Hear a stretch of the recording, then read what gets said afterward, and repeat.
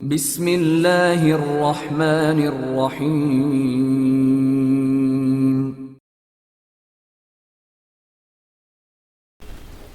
बोगा Imran series audio book. मुसन्निफ़ इब्न सफ़ी। सफदर बेखबर सो रहा था। अचानक किसी तेज़ किस्म की आवाज़ ने उसे जगा दिया। बाहर सैन में कुछ गड़बड़ हो रही थी और वो झपट कर उठा। दरवाज़ा खोलना चाहा, लेकिन वो ना खुला। शायद उसे बाहर से बोल्ट कर दिया गया था। छोड़ दो, मुझे छोड़ दो डैड, ये लिज़ी की चीख थी। कौन? क्या है? बोगा की आवाज़ आई। अरे दरवाज़ा खोलो, कौन है? लिज़ी की आंटी की चीखें भी सुनाई दी। सफदर ने पहले दरवाजे पर जोर आजमाई की, फिर खिड़की की तरफ आया। उसका अंदाजा था कि शायद प्रोफेसर और बुढ़ी औरत भी कमरों में बंद कर दिए गए हैं। लड़की की आवाज़ तो फिर नहीं आई थी, लेकिन हाथापाई की आवाज़ें अब भी आ रही थीं। खिड़की कमज़ोर साबित हुई, चौखटों समेत दूसरी तरफ जा पड़ी और सफदर दूसरे ही लम्हे बरामदे में दाखिल हो गया। सहन में उसे कई साए नजर आए। तारों की छांव खासी उजली हुई थी। खबरदार, उसने उन्हें ललकारा। किसी ने अरबी में कुछ कहा। दो तीन साए सफदर की तरफ झपटे। सफदर संभल गया। उसका मुक्का उस आदमी के जबड़े पर पड़ा जो सबसे आगे था। वो कर्राह कर दूसरे पर ढेर हो गया। दोनों साथ ही फर्श पर गिरे थे। तीसरे ने सफदर पर छलांग लगाई और सफदर ने उसका मुकाबला करने से पहले ही अंदाजा कर लिया कि उसके हाथ में बड़ा सा छुरा है। बहरहाल छुरे का पहला वार तो उस सतून पर हुआ जिसकी आड़ में सफदर ने ली थी। फिर सफदर ने उसे दूसरे हमले का मौका नहीं दिया।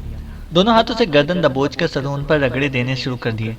वो बिलबिला उठा, क्योंकि शायद उसकी नाक ही पर सबसे ज्यादा जोर पड़ गया था। दूसरे ही लम्हे वो भी फर्श पर था। पहले गिरने वाले सफदर पर टूट पड़े। ये क्या हो रहा है? बोगा फिर धाड़ा। मैं फायरिंग शुरू कर रहा हूँ। साथ ही एक फायर हुआ और हमला आवर उछल उछल कर भागे। फिर लिज़ी की चीख दोबारा सुनाई दी। कोई धम से गिरा भी था। दूसरा फायर हुआ। जहाँ सफदर था वहीं से भागने वालों को देखता ही रहा, क्योंकि सहन में अंधेरा था और प्रोफेसर बोगा अपने कमरे से फायर पर फायर किए जा रहा था। सफदर को याद आया कि उसके कमरे में भी सलाखोदार खिड़कियां मौजूद हैं। बरामदे में कौन है? बोगा ने चीख कर पूछा। मैं हूँ जनाब, सफदर ने जवाब दिया। मेरे कमरे का दरवाज़ा खोलो। ये सब क्या था? प्रोफेसर ने कहा। पता नहीं जनाब, मैं तो खिड़की उखाड़ कर बाहर निकला हूँ, सफदर कहता हुआ आगे बढ़ा।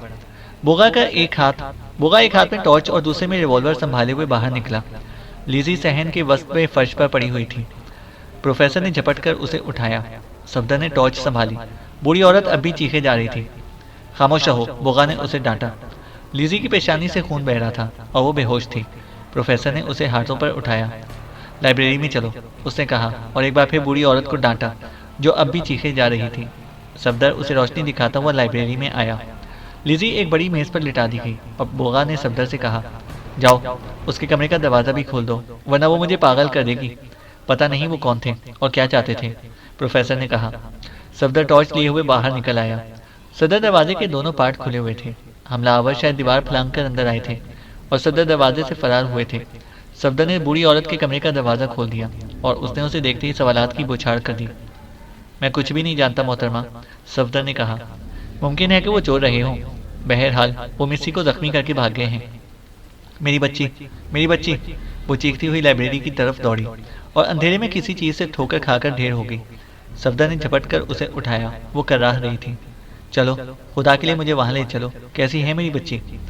सफदर उसे सहारा देकर लाइब्रेरी की तरफ ले जाने लगा। वो कराती और लंगड़ाती हुई चल रही थी। सफदर उसे इत्मीनान दिला रहा था कि चोट मामूली है और शायद खौफ की वजह से लिज़ी बेहोश हो गई है। लिज़ी अब भी मेज़ पर थी। उसने आंखें नहीं खोली थी। प्रोफेसर पेशानी का जख्म साफ कर रहा था। मेरी बच्ची, बूढ़ी बड़बड़ाई। खामोश रहो, प्रोफेसर हाथ उठाकर डारा। शोर मत मचाओ, वो जिंदा है, मर नहीं गई। बूढ़ी कमजोर आवाज में कुछ बड़बड़ाती हुई दीवार से जा लगी। प्रोफेसर ने फर्स्ट एड बॉक्स से पट्टी निकाली और ड्रेसिंग करने लगा।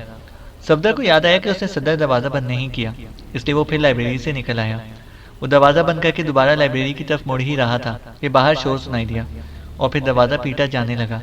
सफदर तेजी से लाइब्रेरी में दाखिल हुआ और प्रोफेसर को इसकी इत्तला दी। वो दोनों फिर बाहर आए। दरवाज़ा अभी पीटा जा रहा था और बाहर वाले अरबी में कुछ चीख रहे थे। प्रोफेसर ने शायद उन्हें जवाब देते ही फाटक खोला था। बाहर मुतअद्दिद आदमी नजर आए जिनके पास लंबी नालों वाली बंदूकें थीं और दो तीन रोशनी वाले पेट्रोमैक्स भी। उनके और प्रोफेसर के दरमियान जो गुफ्तगू हो रही थी सफदर की समझ से बाहर थी, क्योंकि वो अरबी से ना बलद था। लेकिन भीड़ में छोटे मट्टू को भी देखकर सफदर के कान खड़े हो गए। गुफ्तगू करने वाले में वही पेश था। सफदर ने प्रोफेसर को हंसकर उसका शाना थपकते देखा और फिर वो सब चले गए। दरवाज़ा बंद कर दो, प्रोफेसर ने अंग्रेजी में कहा। सफदर फाटक बंद करके फिर उसके पीछे चलने लगा। लिज़ी अभी बेहोश थी। प्रोफेसर एक कुर्सी पर बैठकर उसे तशवीशकुन नज़रों से देखने लगा। फिर हाथ के इशारे से बुढ़िया को जाने का कहा। वो बुरा सा मुंह बनाते हुए दरवाजे की तरफ मुड़ गई। ये छोटा मट्टू क्या कह रहा था प्रोफेसर? सफदर ने पूछा। क्यों? प्रोफेसर यकबैक चौंक पड़ा। तुम उसे क्या जानो? आज शाम को मिस्सी ने तारुफ कराया था। हम शाम को साहिल पर थे। वो वहाँ आया था और मिस्सी से गाने की फरमाइश की थी। इस पर मिस्सी बहुत खफा हुई थी और वो इन्हें धमकियाँ देता हुआ रुखसत हो गया था। सफदर ने कहा। नहीं, बोगा ने हैरत से कहा। हाँ प्रोफेसर, आप मिस्सी से पूछ लीजिएगा, सफदर ने कहा। प्रोफेसर किसी सोच में पड़ गया। सफदर उसके चेहरे के उतार चढ़ाव का बगौर जायजा ले रहा था। थोड़ी ही देर बाद उसने महसूस किया कि जैसे प्रोफेसर बोगा अंदर ही अंदर खोल रहा हो। उसका चेहरा सुर्ख हो गया था और आंखें गैरमामूली तौर पर चमकने लगी थीं। दफतन एक अलमारी के पीछे कोई कुत्ता का पिल्ला टियाऊं टियाऊं करने लगा और प्रोफेसर चौंक कर घुर्राया। तुम यहाँ क्या कर रहे हो? जाओ अपने कमरे में। उसका चेहरा बहुत खौफनाक मालूम हो रहा था। सफदर उठकर चुपचाप लाइब्रेरी से बाहर आ गया। अपने कमरे में वापस आकर वो पलंगड़ी पर बैठ गया। न जाने क्यों लेटने या सोने की ख्वाहिश बाकी ना रही थी। केरोसिन लैंप रोशन करते वक्त उसने लाइब्रेरी का दरवाज़ा बंद होने की आवाज़ सुनी और सोच में गुम हो गया। कुछ देर बाद उसने पाइप में तंबाकू भरी और उसे सुलगाकर दीवार से टिक गया। 2-3 ही कश लिए थे कि कोई कमरे में दाखिल हुआ। वो चौंक कर मुड़कर देखने लगा। आने वाली लिज़ी की आंटी थी। उसकी आंखें सुर्ख थीं और पपोटे मुतवर्म हो रहे थे, जैसे आंखें मलमल कर रोती रही हो। ओहारा, क्या वो पागल नहीं है? उसने आहिस्ता से कहा। कौन मादाम? सफदर ने पूछा।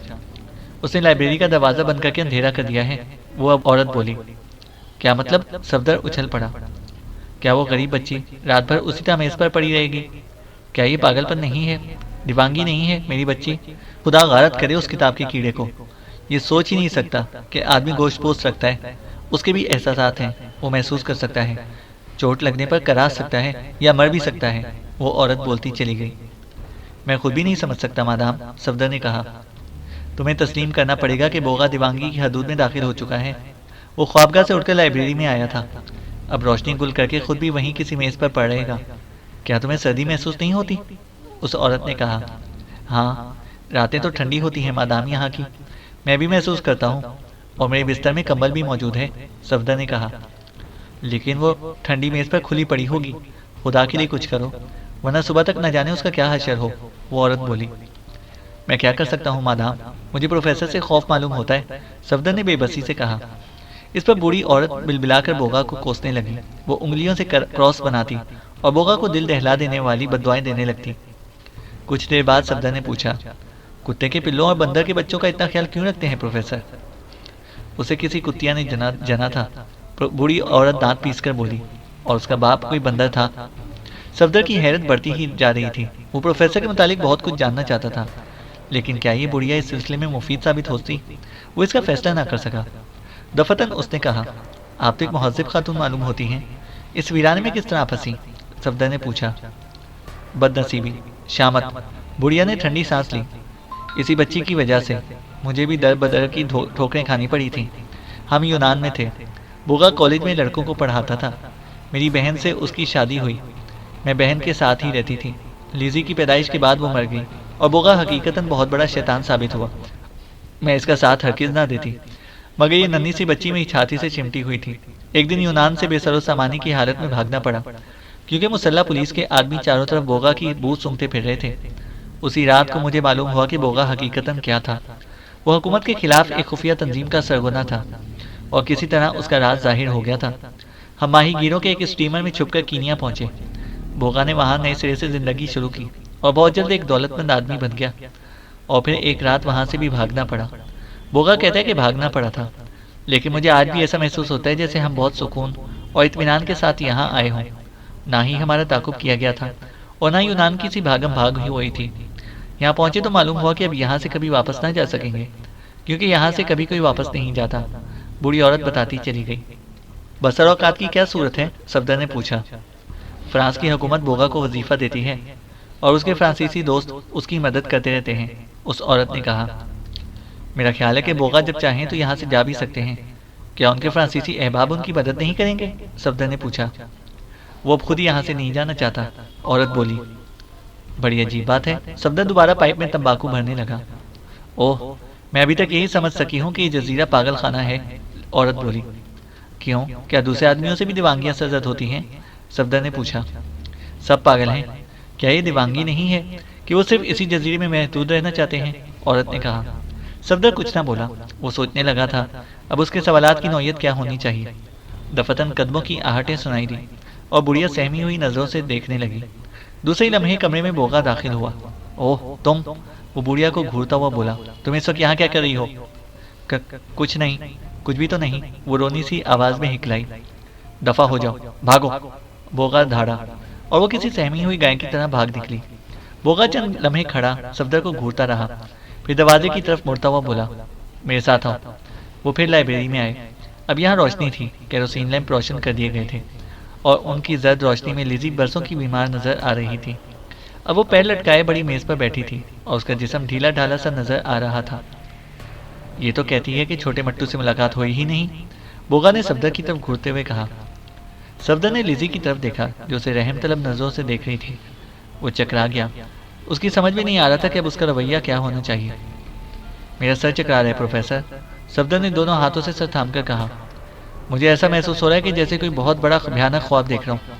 कल कहाँ था, क्या था और आज कहाँ हूँ, किन हालात में हूँ? सफदर कहता चला गया। मेरे सवाल का जवाब दो, बोगा गुर्राया। मैंने जो कुछ भी कहा था मेरी यादाश्त उसकी तरदीद नहीं करती। अगर मिस्सी को इससे इख्तलाफ है तो फिर वो भी ख्वाब ही रहा होगा। मैं पागल हो जाऊंगा, सफदर ने कहा। वो सर थामे हुए फर्श पर अकड़ों बैठ गया। बोगा नरमी से कह रहा था, तुम आखिर झूठ क्यों बोल रही हो बेबी? मैं इसे पसंद नहीं करूंगा कि तुम किसी माहीगीर ज़ादे की हमदर्द बनो। बोगा ने कहा, मेरी तबीयत नहीं ठीक है डैडी, मेरा सर अब भी चकरा रहा है। ओह ठीक है, शायद ओहारा ठीक कह रहा हूँ। हाँ ऐसा ही कुछ हुआ था। उसने मुझसे अतालवी गीत की फरमाइश की थी। मैंने उसके खिलाफ नफरत का इजहार किया था और इस पर वो मुझे धमकियां भी देता हुआ उठ गया था। लिजी ने कहा।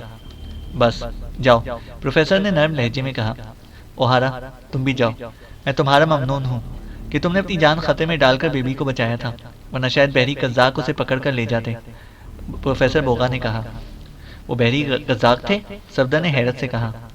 हाँ वही होंगे, वरना इस जजीरे में तो कोई इतनी जुर्रत नहीं कर सकता, प्रोफेसर बोगा ने कहा। मैं समझा था शायद मट्टू, सफदर ने कहना चाहा। नहीं नहीं, प्रोफेसर हंस पड़ा। ये तुम्हारा वहम है। मट्टू एक नासमझ और जिद्दी बच्चा है, दिल का बुरा नहीं है। जाओ आराम करो, प्रोफेसर बोला। वो दोनों लाइब्रेरी से निकलकर अपने अपने कमरों की तरफ चल पड़े। प्रोफेसर लाइब्रेरी का दरवाजा बंद करके अपनी ख्वाबगाह में चला गया था। मुझे सहारा देकर मेरे कमरे तक पहुंचा दो ओहारा, मैं मजबूती से कदम नहीं रख सकती, लिजी ने भराई हुई आवाज में कहा और फिर कमरे में पहुंच कर ही बोली, ये तुमने क्या किया ओहारा? मैं समझा नहीं कि ये सब क्या हो रहा है, सफदर ने कहा। हमारे पास कोई सबूत नहीं कि यह हरकत मट्टू ही की थी, लिजी ने कहा। मुझे ऐसा महसूस हो रहा है जैसे इनमें मट्टू भी रहा हो। फिर जब मैंने खैरियत दरियाफ्त करने वालों की भीड़ में उसे भी देखा तो मुझे यकीन हो गया, लेकिन प्रोफेसर को भी यकीन नहीं आया कि वो मट्टू ही होगा, सफदर ने कहा। ओह तुम नहीं समझते, लिजी कर रही, तुम नहीं समझते। तुम डैडी को नहीं जानते, उनके लहजों को नहीं पहचानते। तुम नहीं जानते कि उनकी हंसी कितनी खतरनाक होती है। आह, जब वो मट्टू के मामले में हंसे थे तो मुझे ऐसा मालूम हो रहा था कि जैसे हजारों खबीस रूहें बैक वक्त चीखी हों, लिजी ने कहा। क्यों मिस्सी, तुम इतनी डरावनी बातें क्यों कर रही हो, सफदर ने हैरत से कहा। प्रोफेसर की उस हंसी में मुझे तो बचकानापन के अलावा कुछ दिखाई नहीं दिया, सफदर ने कहा। अब तुम मट्टू को मुर्दा समझो, लिजी बोली। सफदर यकबैक उछल पड़ा और फिर आहिस्ता से पूछा, क्यों? बस वो आज ही कल में कहीं ना कहीं मुर्दा पाया जाएगा। जिससे डैडी मुतनफ़र हो जाएं, उसका यही अंजाम होता है। ऐसे कई वाक़यात में यादाश्त के लिए जहन्नम बनकर रह गए हैं, लिजी ने कहा। मैं बिल्कुल नहीं समझा मिसी, सफदर ने हैरत से पलकें झपकाईं। काश मैं समझ सकती, लिजी ने बेबसी से कहा। मगर ऐसे लोगों की मौत की क्या वजह होती है, सफदर ने पूछा। बस वो राह चलते गिरते हैं और मर जाते हैं, ख्वाबगाहों से लाशें बरामद होती हैं। अभी तुमसे खड़ा गुफ्तगू कर रहा है, बस अचानक गिरेगा और चश्मे जदन में मर जाएगा, लिजी ने कहा। बड़ी अजीब बात है, सफदर ने कहा और किसी सोच में गुम हो गया। इमरान कमरे में ठहर रहा था। उसकी पेशानी पर गहरे तफक्कुर की वजह से सिलवटें उभर आई थीं। वो इस वक्त सिर्फ सोचना चाहता था और जहन तो कई दिनों से चिल्लाहट का शिकार हो रहा था। क्योंकि अभी तक उसे कुछ कर गुजरने का मौका नहीं मिला था। मगर वो करता भी क्या। बहैसियत अनवर चौहान तो उसे शाली से सिर्फ शादी ही करना बाकी रह गया था, क्योंकि उसके बगैर वो इसकी मुकम्मल ना होती, जिसके लिए वो लड़कियां उसे यहाँ भगाकर लाई थीं। आज सुबह नाश्ते की मेज़ पर यही मसला दरपेश था और इमरान दांतों में उंगली दबाए शर्म से दोहरा हुआ जा रहा था। अब इस वक्त वो रात के खाने का मुंतज़िर था। मेज़ पर फैसला कुन बातों की तवक्का थी। आजकल वकील भी हर वक्त के खाने पर ज़रूर शरीक होता था और वो ज़्यादातर प्रिंस की बातें करते थे। कुछ देर बाद गांग बजा और इमरान आहिस्ता आहिस्ता चलता हुआ ड्राइंग रूम की तरफ रवाना हो गया। ड्राइंग रूम में आज वकील के साथ दो आदमी और नजर आए। इमरान को देखकर शाली के अलावा वो सब खड़े हो गए। भाई, क्या ज़रूरी है कि हम फ़ौरन ही खाने की मेज़ पर चले जाएं? इमरान ने पूछा। नहीं डियर, शाली जल्दी से बोली। ये तो तुम्हारी मर्जी पर मुनहसर है। क्यों वकील साहब? आपका ख्याल बिल्कुल दुरुस्त है मोहतरमा। हम ये भी भूख महसूस नहीं कर रहे, वकील ने कहा। फिर उसने उन दोनों का तारुफ कराया। ये दोनों भी मोहतरमा शाली और मोहतरम अनवर के हमदर्दों में से हैं और भाइयों के पुराने नमकख्वार। ये भी नहीं चाहते कि भाइयों की खून पसीने की कमाई गैर मुस्तहिक लोगों में के हिस्से में आए, वकील ने कहा। खूब, इमरान ने मुस्कुराते हुए सर हिलाकर पसंदीदगी का इजहार किया। बात यह है जनाब कि अब अगर शादी की तारीख का ऐलान कर दिया जाता तो बेहतर था, वकील ने कहा। हमारे हुजूर अब्बा, मतलब ये कि भाई ख़त्म करो, ये मसला हम सबके सामने नहीं तय कर सकते, इमरान ने कहा। ख़त्म ही कीजिए वकील साहब, शाली ने हाथ उठाकर कहा। ऐलान भी कर दिया जाएगा, हर वक्त यही तस्करा मुझे गरा गुजरता है। और फिर उसने अंग्रेजी में कहा, मेरा दावा है कि ये नाम की शादी भी नहीं करेगा, शाली ने कहा। यह आपके हाथों में है मोहतरमा शाली, वकील बोला। आप चाहें तो उसे हमेशा के लिए रोक सकती हैं। इतने हवाई के लिए ना बनाइए, शाली बुरा सा मुंह बनाकर बोली। आप क्यों भूल जाते हैं कि वो एक वाली रियासत का लड़का है और महज इस बिना पर हमारी मदद करने पर आमादा हो गया कि बाज़ नामालूम आदमियों ने उसकी तौहीन की है, शाली बोली। किसी बेवकूफ़ आदमी को काबू में कर लेना किसी खूबसूरत लड़की के लिए मुश्किल नहीं है, वकील ने कहा। शाली कुछ ना बोली। इतने में जोसेफ कमरे में दाखिल हुआ। वो हर वक्त इमरान के साथ लगा रहता था। खुसूसियत से उस वक्त तो उसका इमरान के करीब मौजूद रहना ज़रूरी हो जाता था जब आसपास कुछ मर्द भी मौजूद हों। उसकी आमद पर शाली और वकील को चुप लग गई और इमरान को तो उसकी आमद पहले ही खिल गई थी। उसने सोचा था कि अब वो लोग अंग्रेजी में अपनी बकवास जारी ना रख सकेंगे। दफतन उसने महसूस किया कि वो दोनों आदमी जोसेफ को देखकर बुरी तरह चौंके हैं। वो उसे आंखें फाड़ फाड़ कर देख रहे थे। अचानक उन्होंने वकील से एक ऐसी ज़बान में गुफ्तगू शुरू कर दी जो इमरान के फरिश्तों की समझ में भी ना आ सकती थी। उसे तो वो ऐसी ही लग रही थी जैसी उसकी चमड़ोटी स्टेट वाली लायानी ज़बान थी। वकील के चेहरे पर वो हैरत के आसार देख रहा था। दफतन जोसेफ ने अरबी में कहा, बॉस, मैं ऐसे आदमियों को पसंद नहीं करता जो नाकाबिले फ़हम ज़बानों में गुफ्तगू करें। क्या ये अंग्रेज़ी में गुफ्तगू नहीं कर सकते जिसे कम अज़ कम मैं समझ सकूं? जोसेफ ने कहा। तुम ये ख्याल दिल से निकाल दो कि हम दुश्मनों में हैं, इमरान ने मुस्कुराकर जवाब दिया। वो अच्छी तरह जानता था कि वकील अरबी समझता है, लेकिन इसका इजहार नहीं करता। उस वक्त भी वो अपने दोनों साथियों की तरफ तवज्जो हटाकर जोसेफ की बात सुनने लगा था, मगर फिर फ़ौरन ही संभल कर अपने साथियों की तरफ मुतवज्जा हो गया। जोसेफ ने इमरान की बात पर सर झुकाकर उसे तस्लीम कर लेने का ऐलान किया था। प्रिंस, मेरे साथियों का कहना है कि इस हबशी का मेकअप ठीक नहीं मालूम होता। इसकी नाक में भी थोड़ी सी तब्दीली होनी चाहिए, वकील ने उर्दू में कहा। हम कुछ नहीं जानते, जो तुम्हारा दिल चाहे करो, इमरान ने कहा। तब्दीली ही मुनासिब रहेगी, वकील बोला। इसके बाद वो खाने के लिए ड्राइंग रूम में चले गए। यहाँ इमरान के असूलों के मुताबिक खामोशी ही रही और फिर शाली ने ऐलान किया कि उसे नींद आ रही है, लिहाजा दोबारा ड्राइंग रूम में नशिस्त नहीं हुई। इमरान भी कुछ सरगरानी महसूस कर रहा था। वो ख्वाब की सी कैफियत हो सकती थी, लेकिन जब आँख खुलने के बाद भी बिस्तर हचकूले ही लेता रहा तो इमरान बौखलाकर उठ बैठा। वो अंधेरे में सोने का आदी था। बिस्तर से उतरा, लेकिन कमरे के फर्श में भी वैसे ही हचकूले महसूस हुए। गोया कमरा किसी चील की तरह फड़फड़ाता हुआ चला जा रहा था। वो बौखलाकर अंधेरे में स्विच बोर्ड की तरफ बढ़ा और ठोकर खाई ही नहीं, बल्कि गिरते गिरते ही खुद को किसी आहनी गिरफ्त में महसूस किया। साथ ही कान के करीब ही जोसेफ की गुर्राहट सुनाई दी। कौन है? मार डालूंगा। मार भी डाल, इमरान ने मुर्दा सी आवाज में कहा। मगर तू यहाँ कहाँ? बॉस, जोसेफ की गिरफ्त ढीली पड़ गई। अबे, ये कमरा हिल क्यों रहा है? हाय, तो क्या आज आपने भी पी ली है? जोसेफ ने खुश होकर भद्दा सा कहकहा लगाया। इमरान फर्श पर उकड़ू बैठ गया। जोसेफ कह रहा था, मैं तो 5 बोतलें बैक वक्त ख़त्म करके सोया था। बॉस, ये लोग बहुत मेहमान नवाज हैं, खुदा इन पर अपनी बरकतें नाजिल करें। मगर ये शराब कैसी है कि मेरा कमरा भी हिल रहा है? अरे हाँ, वाकई हिल रहा है, खुदा की कसम, जोसेफ ने कहा। मुझे सोचने दे जोसेफ, यकीनन कोई घपला हुआ है, इमरान ने भर्राई हुई आवाज़ में कहा। ठहरिए बॉस, मैं भी ज़रा 2-3 घूंट ले लूँ ताकि कुछ समझ में आ जाए, जोसेफ ने कहा। आवाज़ों से इमरान ने अंदाज़ा लगाया कि जोसेफ उठकर चल रहा है। फिर ऐसी आवाज़ें आईं जैसे वो लकड़ी की किसी चीज़ पर मतवातिर हाथ मार रहा हो। अरे बॉस, दफतन जोसेफ चीखा। ये कमरा नहीं, लकड़ी का संदूक है। वाह, क्या पागलपन है। जोसेफ वापस आ जाओ, इमरान ने ठंडी सांस लेकर कहा। हम किसी बहरी जहाज़ के केबिन में हैं। खिड़की की तलाश में करने की कोशिश करो, मेरा दम घुट रहा है, इमरान ने कहा। हाय, बहरी जहाज़? मगर बॉस, जोसेफ बोला। कुछ नहीं, मेरा ख्याल है कि उन दोनों आदमियों ने तुम्हें पहचान लिया था, इमरान ने कहा। कौन दोनों? जोसेफ ने पूछा। वही जिनकी ज़बान तुम्हारी समझ में नहीं आई थी, इमरान ने कहा। ओह, उनकी शक्लें नफरत अंगेज थीं, जोसेफ फेर कर रहा कर बोला। बहरी जहाज़ हो या जहन्नम का आतिशी जहाज़ हो, अगर शराब ना मिली तो मैं क्या करूँगा? वो मुझ अंधे की लाठी है, जोसेफ ने कहा। नहीं, लाठी की भैंस है। अब खामोश रहो वरना मैं तुम्हारा गला घोंट दूंगा। अबे, तुमने इतनी क्यों पी ली थी कि वो तुम्हें लाद दे, इमरान ने कहा। मगर बॉस, आपको क्या हुआ था? आप तो पीते बा जोसेफ ने गालिबन जमा ही ली थी। फिर बोला, आप तो पीते भी नहीं। मुझे किसी दूसरी तरह बेहोश किया होगा। मगर अब हम कहाँ जा रहे हैं? इमरान ने अपनी नाक टटोल कर कहा। नाक पर से कोहान गायब था। उसे बौखला कर कहा, अरे जोसेफ, देख तो तेरी दाढ़ी मौजूद है या नहीं, इमरान ने कहा। मैं इसीलिए तो खुश हो रहा हूँ बॉस कि अब दाढ़ी नहीं है। हाँ हाँ, जोसेफ ने कहका लगाकर कहा। मुझे इस नकली दाढ़ी से कितनी उलझन होती थी। वकील ने आपके जाने के बाद उसी आदमी को बुलाया था जिसने मेरा मेकअप किया था और उसे कहा था कि मेकअप में तब्दीली कर दे। उसने दाढ़ी निकालकर मेरा होंठ भी ठीक कर दिया था। फिर हम सब पीने लगे थे। वकील मुझसे बहुत खुश था। उसने कहा था कि मैं तुम्हें शराब में नहला सकता हूँ, जोसेफ ने कहा। इमरान ने ठंडी सांस ली। यकीनन जोसेफ पहचान लिया गया था।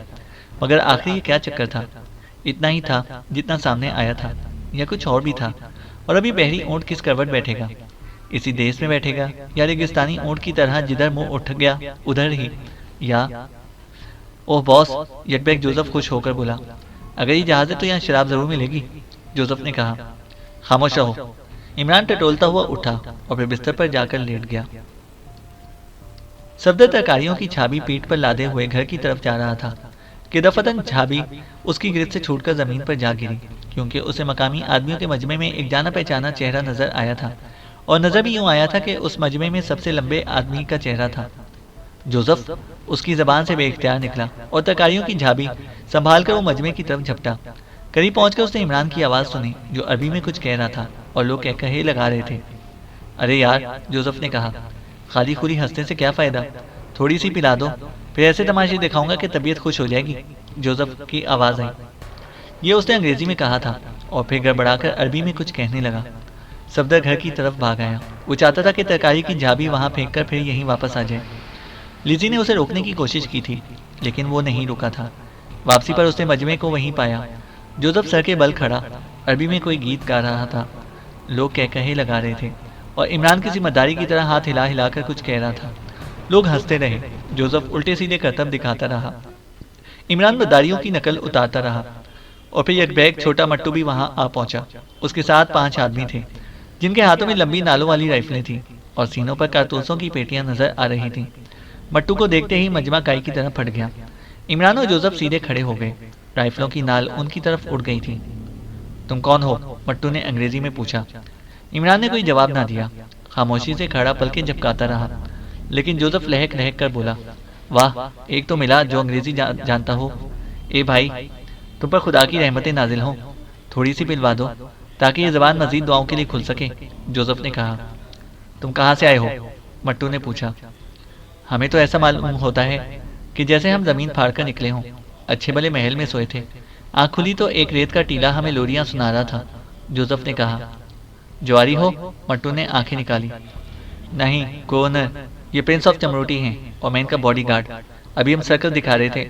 बस थोड़ी सी पिलवा दो, तबीयत खुश कर दूंगा।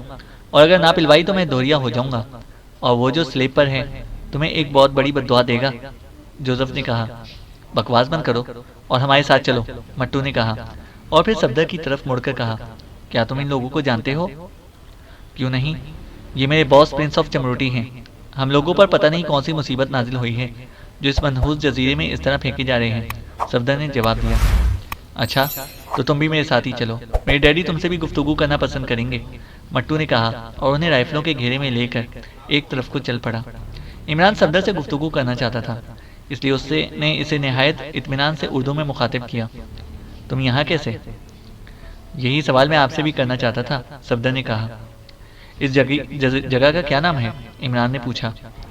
यह सिर्फ जजीरा कहलाता है, गालिबन फ्रांस का मकबूजा है, सफदर ने बताया। यकीनन यही बात होगी, क्योंकि हमारा सफ़र तवील था, इमरान बोला, और फिर वो खामोशी से चलते रहे। बस्ती के नशेब में सुर्ख मीनारा की एक इमारत का दरवाज़ा खुला हुआ था। उन्हें इसमें दाखिल होने को कहा गया। ये एक मुख्तसर सा हॉल था, जिसमें 3 आदमी पहले ही मौजूद थे। इनमें से एक बड़ा मट्टू था, कभी हैकल और तनोमंद।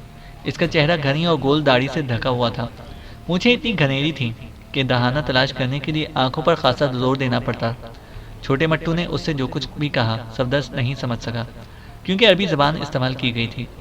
इमरान का चेहरा उसे बिल्कुल सपाट नज़र आया। अलबत्ता जोसेफ उन लोगों को खूंखार नज़रों से घूरने लगा। दफतन बड़े मट्टू ने इन्हें अंग्रेज़ी में मुखातिब किया। तुम कौन हो? मैं फ़िलहाल प्रोफेसर बोगा की खिदमत अंजाम दे रहा हूँ, सफदर ने कहा, लेकिन ये शख्स मेरा मालिक है। सफदर ने यह बात नहायत इत्मीनान से जाहिर कर दी थी। उसने सोचा था कि अगर ये चीज़ इमरान की मर्ज़ी के मुताबिक ना होती तो वो उसे रास्ते में ही टोका होता। तो तुम यहाँ क्यों आए हो? मट्टू ने पूछा। सफदर ने छोटे मट्टू की तरफ इशारा करके कहा, ये लाए हैं। बड़ा मट्टू उसकी तरफ हाथ हिलाकर ढाड़ने लगा। शायद वो उस पर बिगड़ रहा था। ज़बान अरबी थी, इसलिए सफदर कुछ समझ ना सका। अलबत्ता उसे इमरान को मुतहय्यराना अंदाज में पलकें झपकाते देखा। छोटा मट्टू गालिबन गिड़गिड़ा रहा था, अपनी सफाई पेश कर रहा था। फिर उसने यकबैक सफदर से कहा, मुझे अफसोस है दोस्त, तुम जा सकते हो। फिर सवालिया अंदाज में सफदर की तरफ घूरने लगा। मगर सरदार, सफदर ने बड़े मट्टू को मुखातिब किया, मेरे मालिक का क्या होगा? ये एक मौजिज़ आदमी है, रियासत चमरूटी का शहजादा, सफदर ने कहा। बड़े मट्टू ने जवाब में एक जोरदार कहका लगाया। देर तक हंसता रहा, फिर बोला, यहाँ इस जजीरे में कोई किसी का मालिक नहीं है, सब गुलाम हैं। यहाँ सिर्फ वही मौजिज़ है, शहजादा है, जो मेरे लिए ज़्यादा मछलियाँ पकड़ कर ला सकेगा। जाओ। बड़े मट्टू के तेवर बुरे थे और इमरान कुछ ऐसे अंदाज में खांसा था जैसे वो भी सफदर को चले ही जाने का मशवरा दे रहा हो। चैनल को सब्सक्राइब करें और बेल आइकन को प्रेस करें ताकि हमारी हर अपडेट आपको बर वक्त मिल सके।